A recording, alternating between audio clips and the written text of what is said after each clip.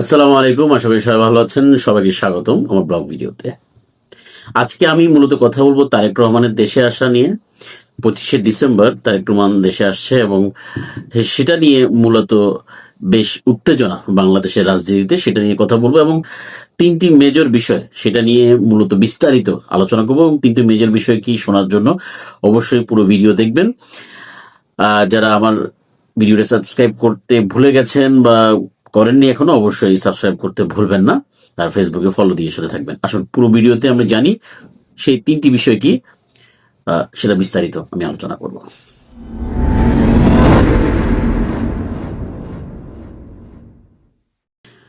প্রথমে আমি যে বিষয়টা বলবো, তারেক রহমান। তারেক রহমান আসলে কে? তারেক রহমান জিয়াউর রহমানের সন্তান এবং দেশনেত্রী খালেদা জিয়ার সন্তান। এবং শহীদ প্রেসিডেন্ট জিয়াউর রহমানের যে ইমেজ, সেই ইমেজ এবং আমাদের খালেদা জিয়ার যে ইমেজ, সেই ইমেজের বলা যায় যে পরিপ্রেক্ষিতে তারেক রহমান নেতা হয়ে উঠেছে। কারণ তারেক রহমান গ্রাউন্ড লেভেলে কতটুকু রাজনীতি করেছে সেটা আমরা সবাই জানি, এবং তার ইমেজ কি ছিল সেটাও আমরা সব জানি।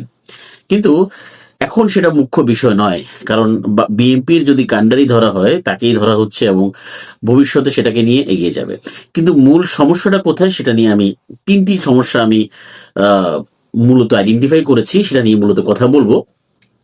দেখেন, প্রথম যে সমস্যাটা সেটা হচ্ছে তার দেশে যে ফেরা, সে দেশে ফেরাটা খুবই খুবই দেরি করে ফেলেছে। এবং 5ই আগস্টের পরে যে বাংলাদেশের যে প্রেক্ষাপট ছিল রাজনীতি, সেটা বরাবরই হেলে পড়ছিল বিএনপির দিকে, এবং বিএনপির দিকে যাবে এটা সবারই একটা আশা ভরসা ছিল।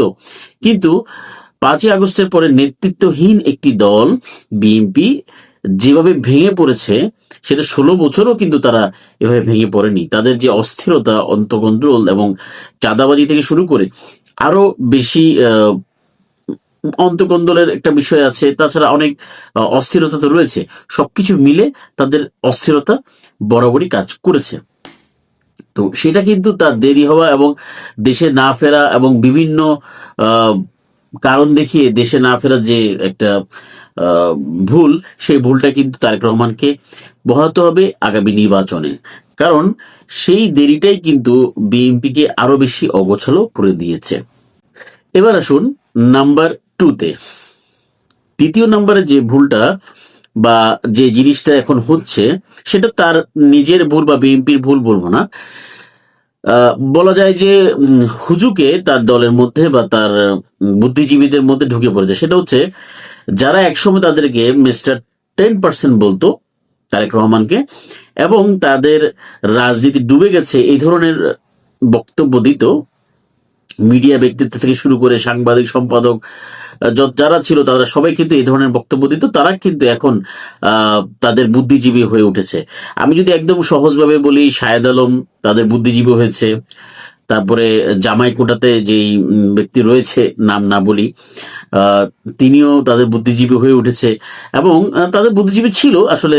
তার থেকে বড় কথা হলো যে ঢুকে পড়া যে বুদ্ধিজীবী, এবং প্রথম আলোর যে সম্পাদক যিনি মতি সাহেব, উনিও এখন হঠাৎ করে কেন জানি তারেক রহমানের নেতৃত্বে এগিয়ে যাওয়ার চিন্তা করছে। কিন্তু একসময় তারেক রহমানকেই কিন্তু বিভিন্ন ভাবে ডুবিয়েছিল, সেটা কিন্তু আপনারা ভালো করে জানেন।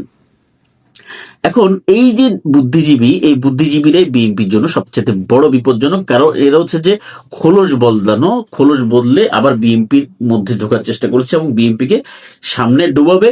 কারণ এরা বিএনপির হয়ে কাজ করবে না, এরা মূলত কাজ করবে বিএনপির বাহিরে যে শক্তি রয়েছে, বিএনপিকে ডোবানোর জন্য যারা কাজ করছে তাদের হয়ে তারা ভিতরে কাজ করবে। এই জন্য বিএনপিকে তৈলমন্দন করে এখন বিএনপির মধ্যে তারা বুদ্ধিজীবী হিসাবে ঢুকেছে। তার মানে বিএনপির সামনে বিপদটা কোথায়, আমরা কিন্তু এটা পরিষ্কার।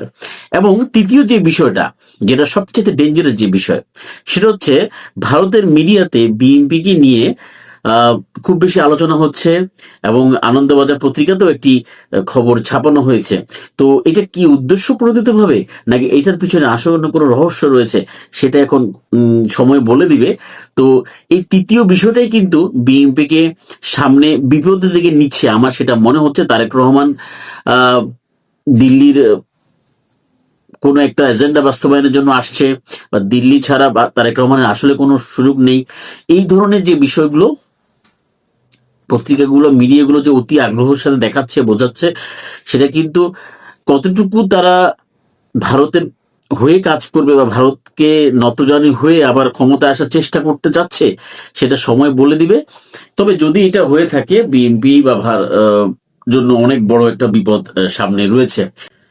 একটা বিষয় আমি একটু ছোট করে অ্যাড করার চেষ্টা করছি যে, দেখেন, যদি সত্যিকার অর্থে যদি বিএনপি বা তারেক রহমান ভারতের হয়ে বা ভারতের প্রেসক্রিপশনে কাজ করতে যায় বাংলাদেশে, তো বাংলাদেশের জন্য বিপদ যেমন বিএনপির জন্য তেমন বিপদ রয়েছে। তো আমি মনে করি ভারতের মিডিয়া যে কথাগুলো বলছে বা বলার চেষ্টা করছে, এটা মনে হয়তো বা এক ধরনের প্রপাগান্ডাও হতে পারে, বা প্রপাগান্ডা নাও হতে পারে, সেটা ভিন্ন বিষয়। কিন্তু যদি হয়ে থাকে, যদি কোনোভাবে তারেক রহমান বা বিএনপি ম্যানেজড হয়ে যায় ভারতের কাছে, কারণ ভারতীয় আধিপত্যর ব্যাপারে বাংলাদেশের যে জেনারেশন গ্রো করেছে বা যে একটি সিস্টেম গ্রো করেছে, যে আওয়াজ উঠেছে, এখন যদি তারেক রহমান সেই আধিপত্য বিরোধী কাজ না করে অথবা আধিপত্যের পক্ষে কাজ করে, সেক্ষেত্রে বিষয়গুলো একটু অন্যরকম মেকানিজম হবে বাংলাদেশে। কারণ তারেক রহমানকে আমি এটা বলতে পারি যে সে যদি ভারতের প্রেসক্রিপশনে কাজ করে, ভবিষ্যতে কিন্তু তার অনেক বড় বিপদ হওয়ার সম্ভাবনা রয়েছে। তো তারেক রহমান আসছে, এবং আসার পরে কি রাজনীতি হবে বা বিএনপি রাজনীতিতে কি পরিবর্তন হবে, নেতৃত্বে কি পরিবর্তন আসবে, শৃঙ্খলা আসবে কিনা, এবং নেতা কর্মীদের মধ্যে উজ্জীবিত হয়ে তারা অপকর্ম বন্ধ করবে কিনা, চাঁদাবাজি বন্ধ করবে কিনা, হ্যাঁ, তারপর হচ্ছে যে জান্নাতের টিকিট বিক্রি করা বন্ধ করবে কিনা, সেই বিষয়গুলো কিন্তু আসলে দেখার বিষয়, কতটুকু শক্তিশালী নেতৃত্ব দিতে পারে। কারণ তারেক রহমানের নেতৃত্ব দেওয়ার মতো যে চেহারা কিন্তু আমরা আগে দেখিনি, কারণ সমালোচনায় বেশি ছিল তারেক রহমানের। আর তার থেকে বড় কথা হলো যে তারেক রহমান যেই 17 বছর একদম বাহিরে থেকে যে জায়গায় ছিল, সে জায়গায় এখন সামনে গ্রাউন্ডে এসে কতটুকু মানুষের সাথে কানেক্ট করতে পারবে, কতটুকু তার নেতাকর্মীর সাথে কানেক্ট করতে পারবে, সেটা এখন দেখার বিষয়। কারণ 16 বছরের আগে বাংলাদেশের রাজনৈতিক প্রেক্ষাপট এবং বর্তমান বাংলাদেশের রাজনীতি প্রেক্ষাপট, বাংলাদেশের মানুষের মনন কি চিন্তা করে, জেনারেশন কি চিন্তা করছে, সেই বিষয়গুলো কিন্তু তারেক রহমান কতটুকু ক্যাপচার করতে পারবে।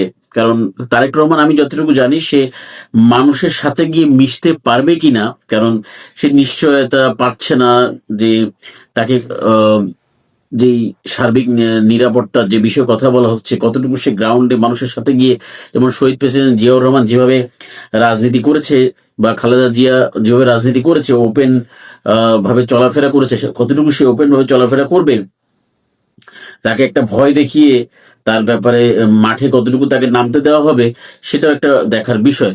কারণ তারেক রহমানের সর্বশেষ, যেটা বলি, তারেক রহমানের যে সর্বশেষ যে পরিচয়, সেটা হচ্ছে শহীদ প্রেসিডেন্ট জিয়াউর রহমান এবং জননেত্রী খালেদা জিয়া। এই দুজনের বলা যায় যে ইমেজ দিয়ে সে নেতৃত্ব দেবে, কিন্তু তাকেই প্রমাণ করতে হবে সে কতটুকু শক্তিশালী নেতৃত্ব দিয়ে বিএনপির মতো একটি দলকে গুছিয়ে তুলতে পারবে, এবং ভবিষ্যতে ক্ষমতায় আসলে কতটুকু দেশের জন্য কাজ করতে পারবে, সেটা এখন দেখার বিষয়। আসুক, আমরা দেখলে হয়তোবা আরো বেশি বুঝতে পারবো। ভালো থাকবেন, সুস্থ থাকবেন। আসসালামু আলাইকুম।